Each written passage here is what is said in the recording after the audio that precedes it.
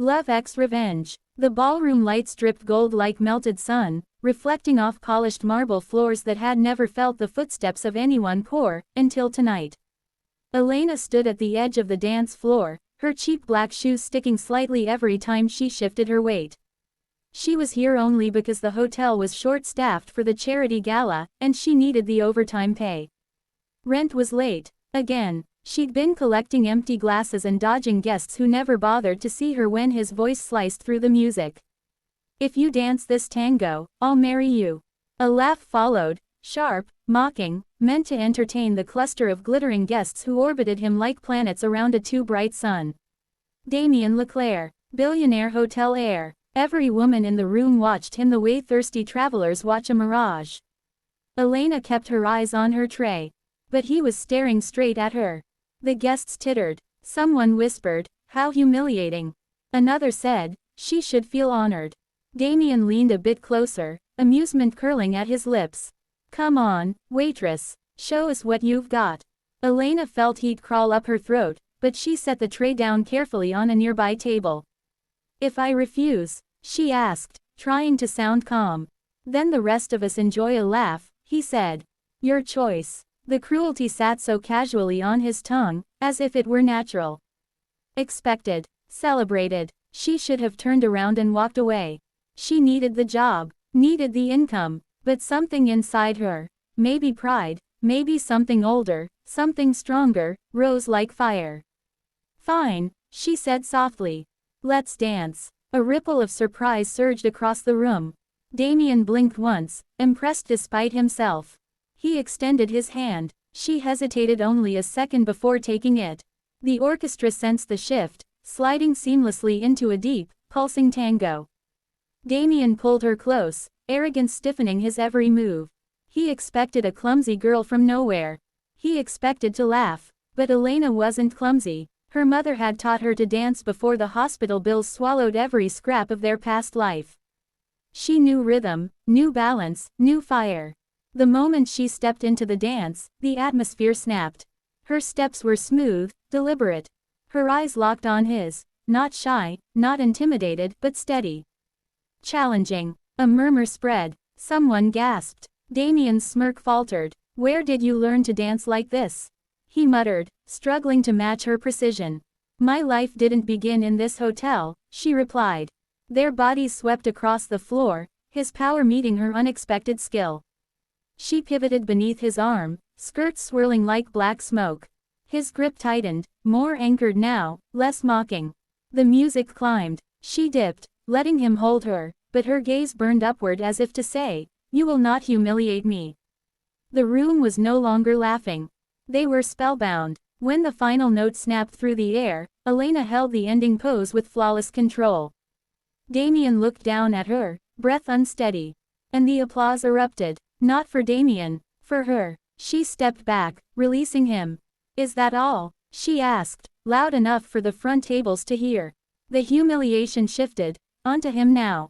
His jaw tightened. Interesting. But Elena didn't stay for his reaction. She retrieved her tray and returned to work. The next morning, Elena expected trouble.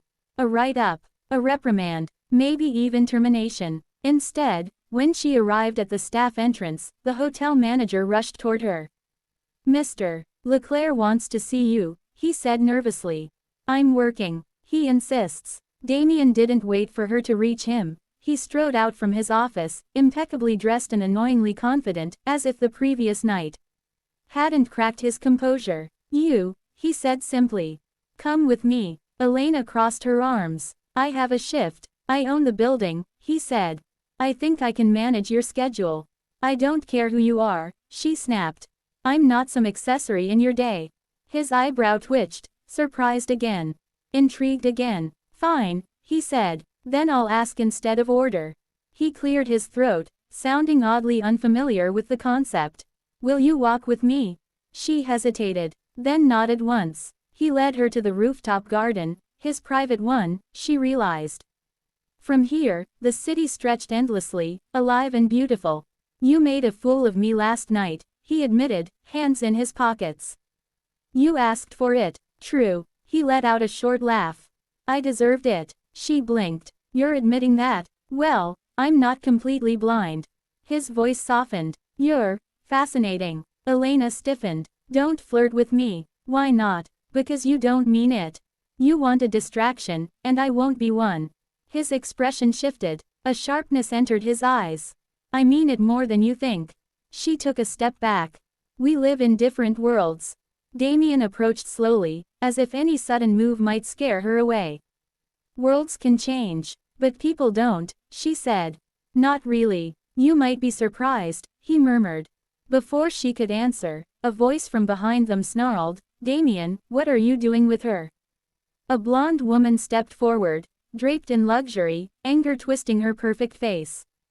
So this is the waitress everyone's whispering about. Pathetic. Damien's voice hardened. Victoria, leave. I won't, she said. You're embarrassing yourself. And your parents are furious.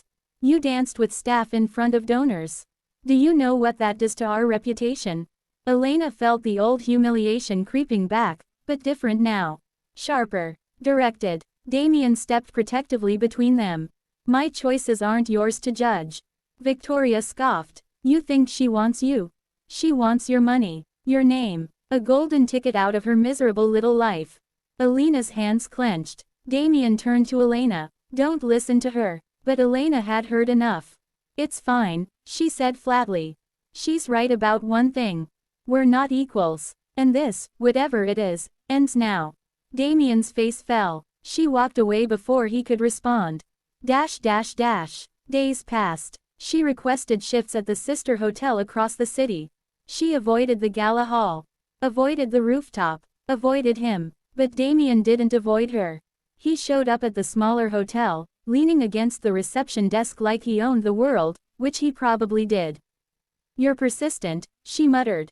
You're impossible to forget. Try harder. He smiled slightly. I'm not here to flirt. I'm here to apologize. She froze. For the joke. For the way I treated you. For letting anyone else speak about you the way she did. Elena swallowed. Why do you care? Because you woke me up, he said quietly. No one's challenged me in years.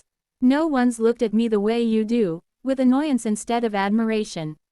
Not exactly a romantic compliment. It's the truth. She turned away. What do you want, Damien?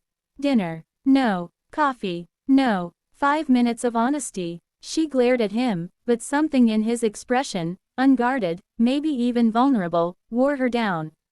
Fine. 5 minutes. He exhaled in relief. Thank you. They sat on a bench outside the hotel. He looked nothing like the arrogant heir she'd met that night. I've lived my whole life being told yes, he said. So I mistook cruelty for confidence. Entitlement for strength. But you, when you danced with me, when you stood up to me, you showed me who I really am. And I didn't like it. Elena's chest tightened. I want to change, he said. Not for you, for me. But I hope you'll stay long enough to see it. Silence stretched between them. Damien, she whispered, words are easy. I know, he said. So let me prove it. How? Give me time. She studied him. Really studied him. The sincerity in his voice wasn't practiced. It wasn't polished. It was raw, rough, real. Finally, she nodded. All right. His eyes brightened. All right as in you get one chance, she said firmly. Just one. He grinned. I won't waste it. He didn't. Damien learned her world, walked it with her, volunteered at her mother's old dance studio, donated under an alias, refusing to let anyone know it was him. He apologized to staff he'd ignored for years, fired executives who mistreated employees. And slowly, gently, he let her see the parts of him no one else knew. The boy raised by expectations instead of affection. The man who wanted more than inherited wealth. They fell in love, not through grand gestures, but through quiet, persistent change. Months later, at the same ballroom where it began, he extended his hand again, not mocking this time. Elena, he whispered, will you dance this tango with me, and marry me for real? She smiled. Yes, but only because you earned it.